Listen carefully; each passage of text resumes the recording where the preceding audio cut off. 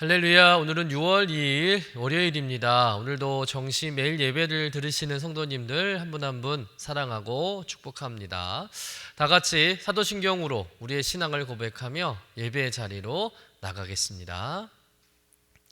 전능하사 천지를 만드신 하나님 아버지를 내가 믿사오며 그 외아들 우리 주 예수 그리스도를 믿사오니 이는 성령으로 잉태하사 동정녀 마리아에게 나시고 본디오 빌라도에게 고난을 받으사 십자가에 못 박혀 죽으시고 장사한 지 사흘 만에 죽은 자 가운데서 다시 살아나시며 하늘에 오르사 전능하신 하나님 우편에 앉아 계시다가 저리로서 산 자와 죽은 자를 심판하러 오시리라. 성령을 믿사오며 거룩한 공회와 성도가 서로 교통하는 것과 죄를 사하여 주시는 것과 몸이 다시 사는 것과 영원히 사는 것을 믿사옵나이다. 아멘. 다 같이 찬송가 436장 나 이제 주님의 새 생명 얻은 몸 우리 함께 찬송하겠습니다.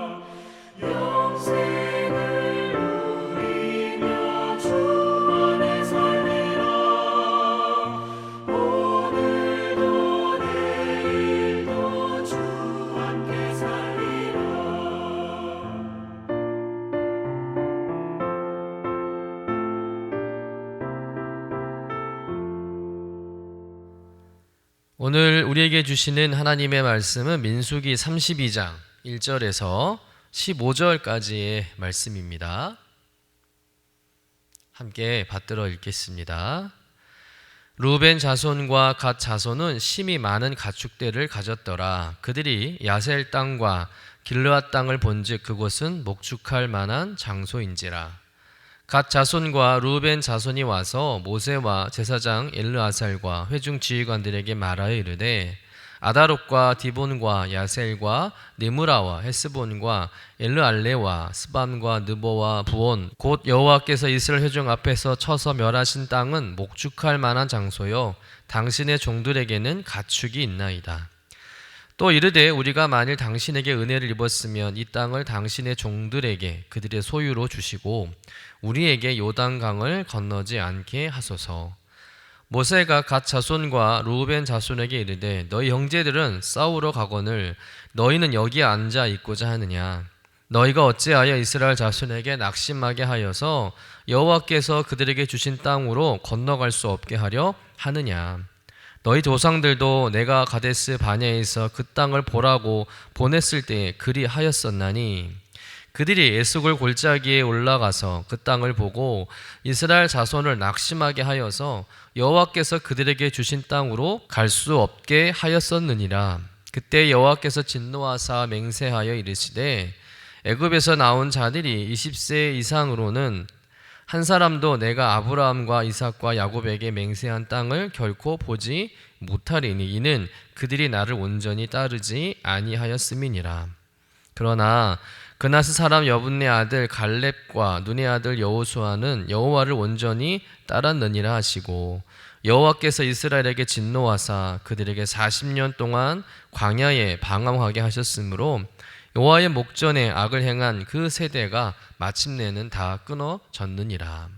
보라, 너희는 너희의 조상의 대를 이어 일어난 죄인의 무리로서 이스라엘을 향하신 여호와의 노를 더욱 심하게 하는도다.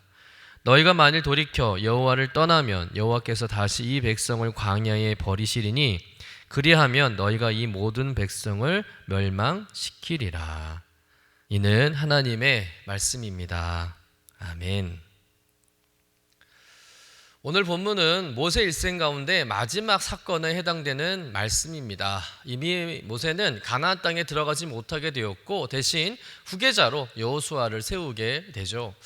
또한 가나안 땅의 분배를 위한 백성들의 숫자도 개수했고 이스라엘을 우상 숭배와 음행에 빠뜨린 미디안도 징벌했습니다. 이제 그의 사명이 다 마쳐지는 순간인데 이때 예상하지 못한 일이 하나 터지게 됩니다. 바로 12지파 가운데 2지파가 가나안 땅에 들어가지 않겠다고 선언을 해버린 거예요. 오늘 본문에는 2지파이지만 여기에 므낫세 지파 반도 포함됩니다. 그래서 루벤, 갓, 므낫세 반지파가 모세에게 와서 자신들은 가나안 땅에 들어가지 않고 지금 지내고 있는 요단 동편에서 살겠다고 제안을 한 거예요. 그래서 그 땅을 자신들에게 달라는 것이죠.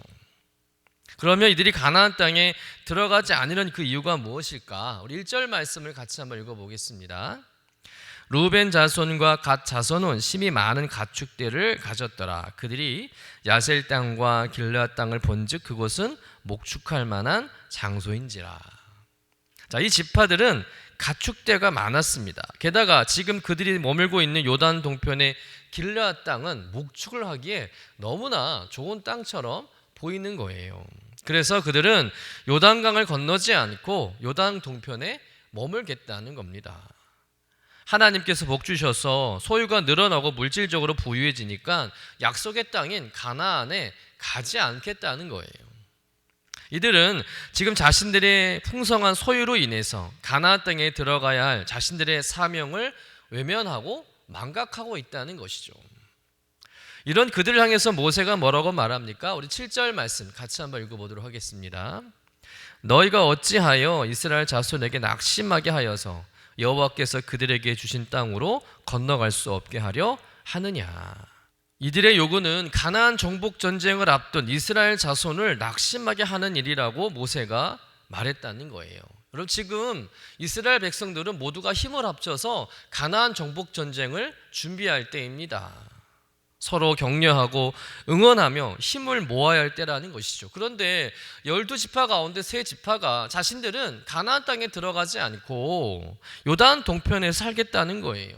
그 말은 자신들은 가나안 정복 전쟁에 참여하지 않겠다는 겁니다.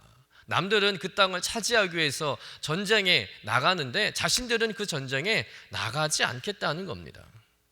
여기 좋은 땅이 있는데 뭐하러 목숨 걸고 전쟁에 참여하느냐. 전쟁에 참여했다가 목숨이라도 잃으면 무슨 소용이 있겠느냐.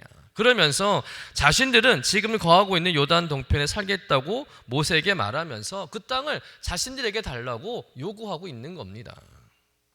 이런 행동에 대해서 모세가 못마땅하게 여기고 그 옛날 조상들의 실패를 상기시킵니다. 그것은 바로 가데스 바네아에서의 반역 사건인데요. 그 옛날 가데스 바네아에서 여호수아와 갈렙을 제한 10명의 정탐꾼들이 부정적인 보고를 하면서 하나님께 불순종하고 그래서 이스라엘 백성들을 낙담케 한 일이 있었지 않습니까? 그 일로 인해서 결국 광야에서 이스라엘 백성들은 40년간 방황하게 되었고 출애굽 1세대들은 광야에서 다 죽임을 당하게 되었다는 거예요. 그때와 같이 또 이스라엘 백성들을 낙심케 하는 일과 똑같다는 겁니다. 그래서 모세는 그들 행동에 대해서 지난 40년 전 불순종의 죄와 같다라고 책망하면서 그들을 설득했다는 것이죠. 오늘의 이 말씀을 통해서는 어떤 영적 교훈을 발견할 수 있을까요? 첫 번째는 뭐냐면 눈에 보이는 풍요의 유혹 앞에서 사명을 망각해서는 안 된다는 것입니다. 르우벤과 갓지파는 심히 많은 가축대를 가졌고 또 눈앞에 현실적인 유익들, 즉 목초지로 좋은 땅을 보고는 그냥 그 땅에 머물겠다고 생각을 한 것입니다. 여러분, 만약에 그 땅이 굉장히 척박하고 황무지와 같다면 그들은 그런 제안을 하지 않았을 것입니다. 그런데 그 땅이 너무 보기 좋은 땅이라는 거죠. 굳이 이렇게 좋은 땅을 두고 전쟁에 참여할 이유가 없다는 거예요. 즉 그들은 눈앞에 보이는 그 풍요한 유혹 앞에서 가나안 정복이라는 거룩한 사명을 망각해 버렸다는 것이죠. 그들의 결정은 어떻게 보면 현실적이고 지혜로워 보일 수도 있습니다. 하지만 그 선택은 하나님 주시기로 약속하신 가나안 땅을 거부하고 자기 눈에 보기 좋아 보이는 땅을 택한 것이나 마찬가지라는 거죠.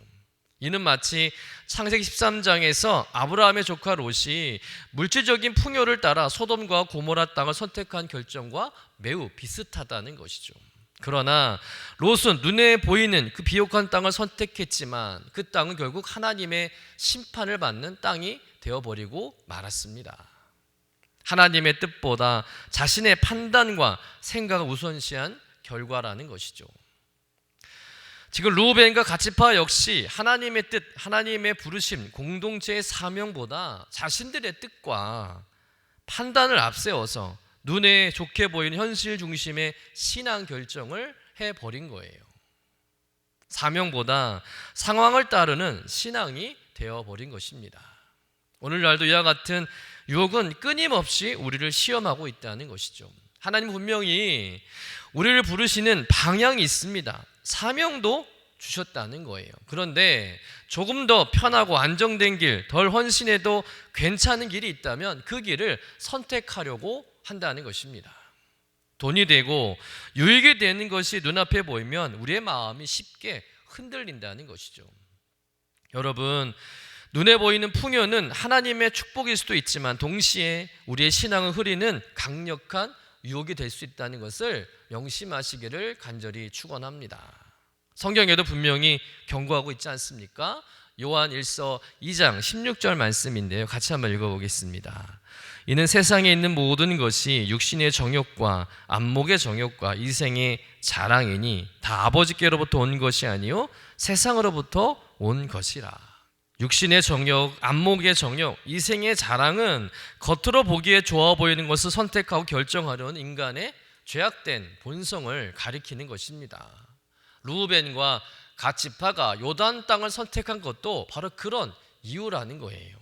하나님께서 약속하신 땅이 아닌 자기들 눈에 보기에 좋고 유익해 보이는 땅을 택하고자 한 것이죠. 여러분, 신앙은 눈에 보이는 것을 따르는 삶이 아니라 눈에 보이지 않지만 하나님의 약속을 믿고 따르는 삶인 줄로 믿습니다. 편안해 보이고 안정돼 보이고 모두가 가는 길처럼 보이지만 그 길은 하나님의 뜻이 아닐 수 있는 것이죠. 그러니 우리 날마다 자신에게 질문해야 합니다. 나는 지금 풍요의 유혹 속에서 내 사명을 잊고 있는 것은 아닌가? 내가 결정할 때 하나님의 뜻보다 내 형편과 내 유익이 먼저라고 생각하고 있지는 않은가? 이 질문에 대해서 진지하게 고민하며 눈에 좋아 보이는 길이 아니라 하나님께서 부르신 길을 선택하고 사명에 충성하는 그리스도인 되시기를 주님의 이름으로 간절히 축원합니다. 두 번째로 얻는 영적 교훈은 이기적인 신앙이 되어서는 안 된다는 거예요. 루벤 지파와 갓 지파 그리고 므낫세 반 지파는 자신들에게 유리한 그 땅 요단 땅을 요구했습니다.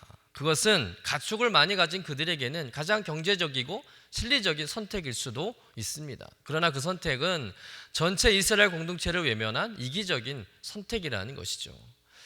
여러분, 이스라엘이라는 나라는 하나님을 중심으로 하나 된 신앙 공동체입니다. 이스라엘은 하나님을 중심으로 하나 되어 움직이는 민족이었고 각 지파는 그 안에서 하나의 지체와 같았다는 것이죠. 그런데 세 지파 반은 우리는 여기서 편하게 살 테니까 다른 지파들은 가나안 정복 전쟁에 나가시죠 라는 식의 말을 한 것이나 마찬가지였다는 거예요. 이는 공동체의 책임과 고난은 외면하고 축복은 자기들만 챙기겠다는 이기적인 신앙의 태도라는 것입니다. 그런데 오늘날도 이런 신앙의 모습이 보여진다는 거예요. 예배는 드리지만 공동체의 아픔은 외면하고 기도는 하지만 나와 상관없는 사역에는 무관심합니다.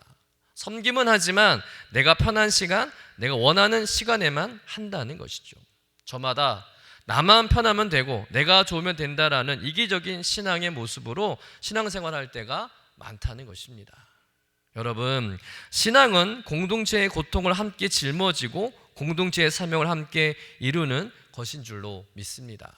루벤, 갓 지파의 이기적인 제안 앞에서 모세가 강하게 책망한 이유도 여기에 있다는 것이죠. 그들의 행동이 너무나 이기적인 행동이었다는 것입니다.